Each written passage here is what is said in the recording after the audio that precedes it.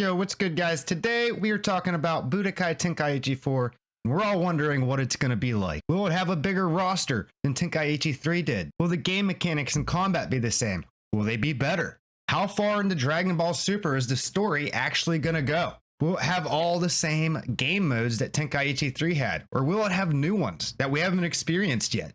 Let's talk about it. So Budokai Tenkaichi 3 had a bunch of different game modes to play. As with most Dragon Ball Z titles, you could play through Dragon History Mode, which took you through the actual story of Dragon Ball Z, GT, and even the movies. Of course, we all know Tenkaichi 4 is going to be taking the same approach, but it is also going to be incorporating Dragon Ball Super. But how far into Dragon Ball Super are we going to go? Only the Tournament of Power? Are we going to go past it? Or will it go further to content from the manga that wasn't adapted to the anime yet? Then there was the Dragon World Tour, which was essentially the World Martial Arts Tournament. I don't see them leaving this out of the game. If they did, people were going to be very disappointed. I don't have much to say about it, but I'm pretty sure it's going to be in the game. There was also Mission 100, where there were a ton of different battle scenarios already set up for you to complete, and you had to choose a certain number of characters and win the fights. It was a lot of fun to complete all these scenarios, and I would not mind seeing this in Tenkaichi 4. I really hope they bring back this mode. I imagine they will. Tenkaichi 3 also had a cool game mode called Sim Dragon, where you would have 10 days to train, explore the world, or rest. You would also be given one senzu bean for use at any time. After the 10 days expired, you'd have a fight. The goal was to keep getting stronger and defeat all 10 opponents. As a kid, I remember loving this mode and played it consistently.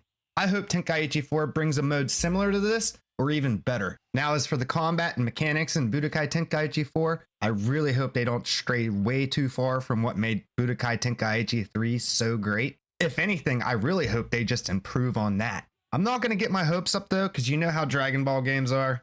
But the speed and feel of combat in Budokai Tenkaichi 3 was smooth and felt good. The Raging Blast games also did a great job with this style of combat. However, Tenkaichi 3 is still the king of this style. Okay, now let's talk about the roster.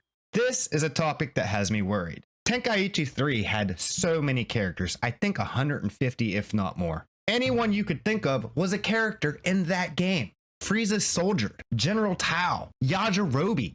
You could even play as a Cyberman. Everyone was in the game. Hopefully Tenkaichi 4 has a roster just as big. The thing is, back during Tenkaichi 3's days, there was no such thing as paid DLC. Hopefully we get all the characters and don't have to buy new characters one by one as they release. On the other hand, if we get an enormous roster right at the start and they just keep adding to it, that would be a plus side to DLC. Either way, this game needs to have a roster like 3 did. I think anything less would be a disappointment. I don't want to have to pay for characters and get a small roster to start. Give me that big roster. Let's get that big roster out there, and then if you want to add to it later, that's awesome. Well guys, what do you think? Do you think we're going to get those awesome game modes from 3? Maybe some new ones maybe? What would you like to see as far as the combat goes? Do you think some mechanics should change? Let me know down in the comments. As always, I hope you all enjoyed this video. Don't forget to like, subscribe, and hit that noti bell. Until next time, guys. Peace.